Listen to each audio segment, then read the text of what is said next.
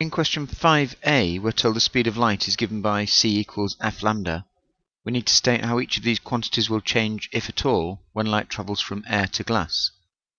Well, the speed reduces, the frequency doesn't change, and the wavelength reduces. In B, we have a diagram something like this of two rays A and B entering a stepped index optical fibre. We're told ray A enters the end of the fibre and undergoes total internal reflection, as shown here. On figure 6, we need to complete the path of this ray along the fibre. Well, angle of incidence will equal angle of reflection, and so the ray will travel something like this. In C part 1, we're told the speed of light in the core is 2.04 times 10 to the 8 meters per second. We need to show that the refractive index of the core is 1.47. Well, refractive index is the speed of light in a vacuum over the speed of light in the material. Putting in the values gives a figure of 1.47 as required. In part 2, we need to show that the critical angle at the boundary between the core and the cladding is about 80 degrees, given that the refractive index of the cladding is 1.45. Well, for this, we can use the sine of the critical angle is n2 over n1.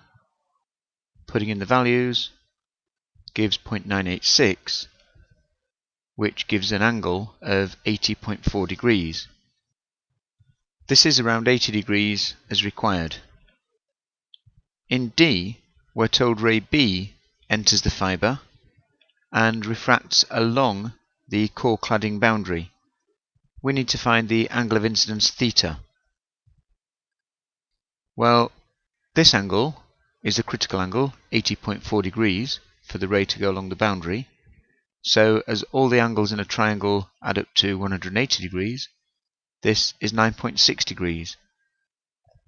We can then use Snell's law, n1 sine theta 1, where n1 is the refractive index of the air.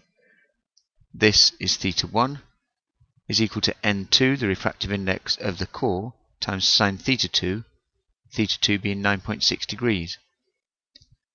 Rearranging for sine theta 1, putting in the values, air having a refractive index of 1 gives 0.245, giving theta 14.2 degrees. In E, we have a pulse of monochromatic light labelled X transmitted a significant distance along the fibre. The shape of the pulse after travelling along the fibre is labelled Y.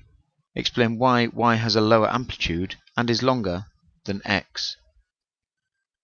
Well, the pulse at Y is lower as energy has been absorbed as it travels along the fibre. The pulse is wider at Y due to multipath dispersion, with different rays taking different length routes through the fibre.